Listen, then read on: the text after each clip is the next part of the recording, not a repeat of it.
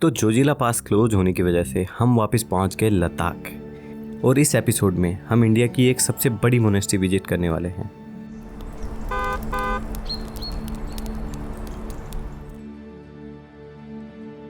तो हमने हमारी जर्नी को स्टॉप से स्टार्ट की और हमारा आज का पहला स्टॉप था से पैलेस या से मोनेस्ट्री।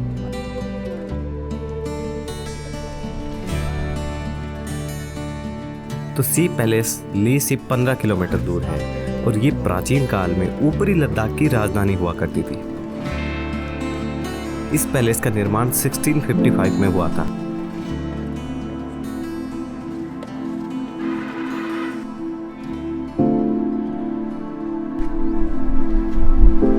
हमारे पीछे जितने भी पत्थर हैं सबके ऊपर प्रेयर लिखी हुई है और ये पूरा हाथ से बनाए हुए हैं, कोई मशीनरी यूज नहीं हुई। अभी ये पैलेस खंडर हो चुका है, but there is so much to explore in से मोनेस्ट्री।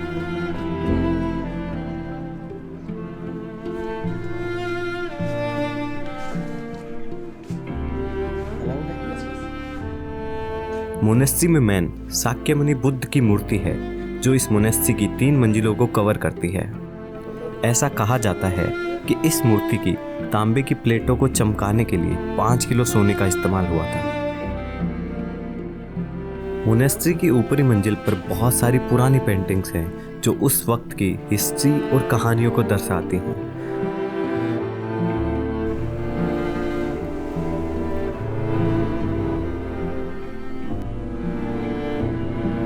तो कुछ देर इन पेंटिंग्स की स्टोरी जानने के बाद और इस मोनेस्ट्री को थोड़ा और एक्सप्लोर करने के बाद हम निकल लिए हमारे नेक्स्ट स्टॉप थिक्से मोनेस्ट्री के लिए।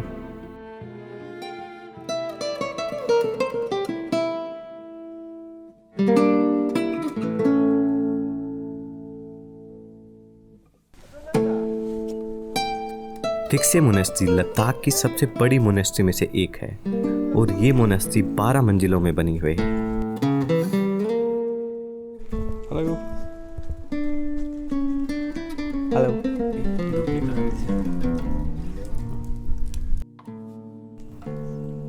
What do you want, brother?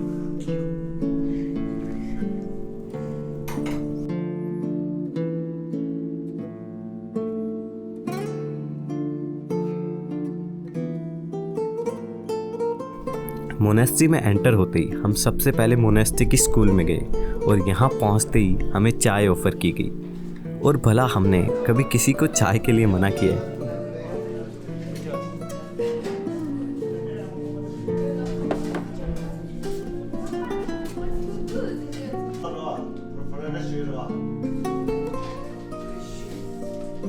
चला जाता है। यहाँ पे तो सब लोग खुश ही रहते हैं। आप कहाँ से? हम राजस्थान से। मैं ले लद्दाख से। जुले।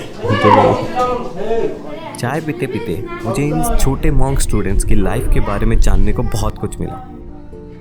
क्लास में आप अभी?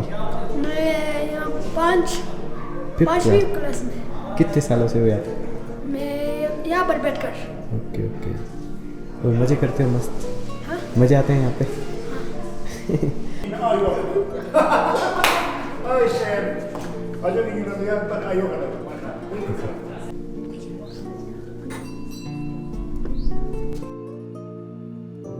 थिक्से मोनेस्ट्री के मुख्य भाग की ओर जाने वाली सीढ़ियों के पास बनी पेंटिंग्स में थ्योंग खापा के प्रार्थना चक्र को दिखाया गया है।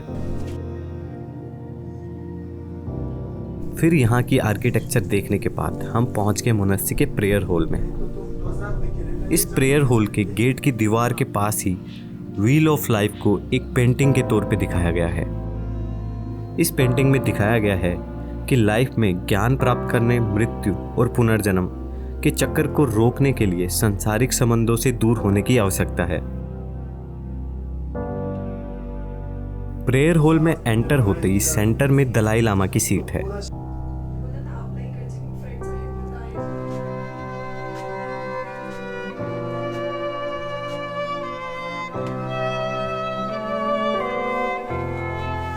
इस प्रेयर हॉल के अंदर गौतम बुद्ध का एक छोटा सा कक्ष भी है जिसमें बोधिसत्व, मंजूश्री और मैत्रेय की मूर्तियां बनी हुई हैं।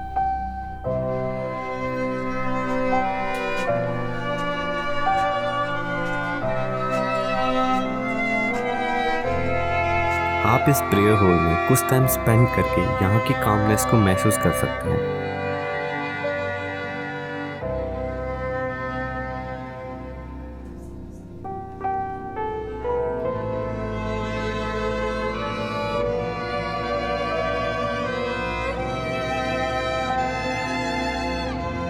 यहाँ पे बहुत जगह आपको वाटर ऑफरिंग बोल देखने को मिलेंगे, जिसके पीछे की स्टोरी हमें यहाँ के सीनियर मॉन्क ने बताई।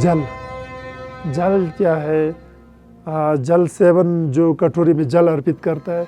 तो बुद्धिज़्म क्या कहते हैं कि ठीक है, आप ध्यान मेडिटेशन करते हैं, अच्छी बात है, आपके अंदर जो आप अच्छे स्वभाव की बन जाएगा, लेकिन आप दान पारमिता का अभ्यास नहीं करेगा, किसी को कुछ देने की आपको आदत नहीं है, तो एक आप कंजूस साधु बन जाएगा। तो ये बुद्ध बनने के लायक नहीं है। इसलिए आपको दान देने की, अरे मोंग्स के पास देने को क्या होता है, फिर भी आपको प्रैक्टिस तो करना चाहिए।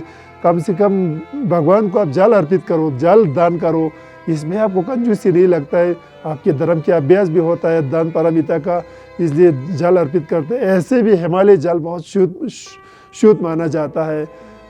10वीं शताब्दी में तिब्बत में बंगाल से बहुत आचार्य आया, उन्होंने कहा कि तिब्बत और हिमालय रीजन का जल बहुत शुद्ध है, बहुत अच्छा है, इसी को अर्पित करने से काफ़ी है, और माला बादा अगरबत्ती आदि की ज़रूरत नहीं है, जल ही अर्पित करो। तब से ये करते आ रहा है।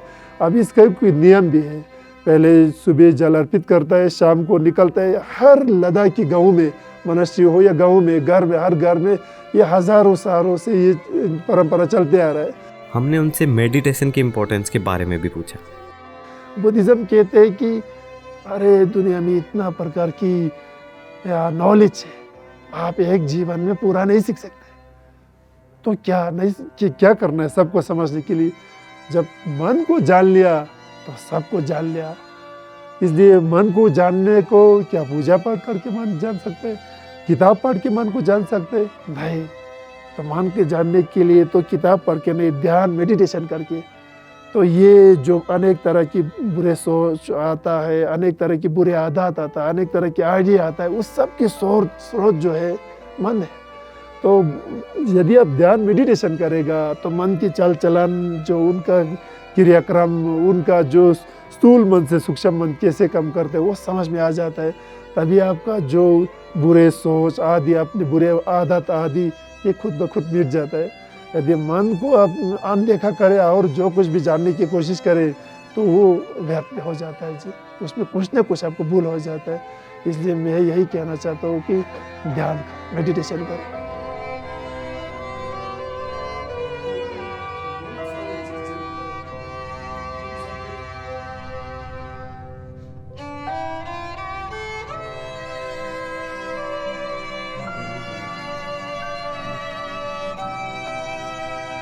फिर हम पहुंच गए मैत्रेय टेम्पल में। यहाँ मैत्रेय बुद्ध की 15 मीटर ऊंची मूर्ति है, जो इस बिल्डिंग के दोनों फ्लोर को कवर करती है। और ये मूर्ति इस पूरी मोनेस्ट्री की सबसे बड़ी मूर्ति है। और यहाँ अगर आप जाके इस मूर्ति के सामने खड़े होंगे तो आपको ऐसा लगेगा कि गौतम बुद्ध खुद आपको यहाँ पे बैठ के देख रहे हैं। इसी तरह के बहुत अलग अलग छोटे छोटे टेम्पल हैं जो आपको इस मोनेस्ट्री में देखने को मिल जाएंगे।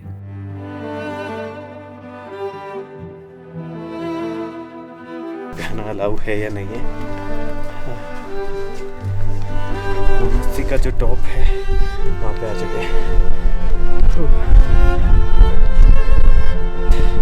आपको यहाँ से वैली का पूरा व्यू मिल जाएगा, पूरा 180 डिग्री व्यू मिल जाएगा।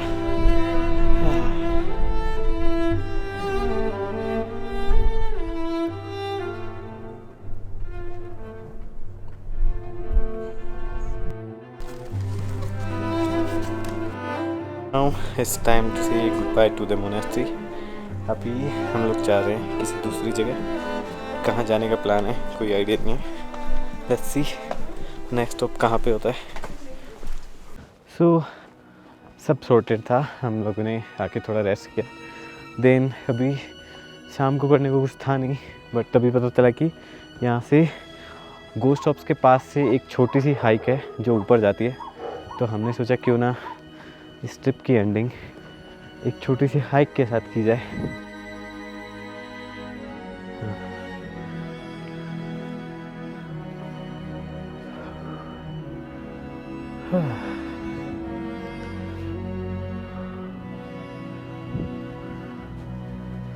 सो प्लान टॉप तक जाने का था, बट जब तक हम ऊपर पहुंचेंगे तब तक लाइटिंग ख़त्म हो जाएगी।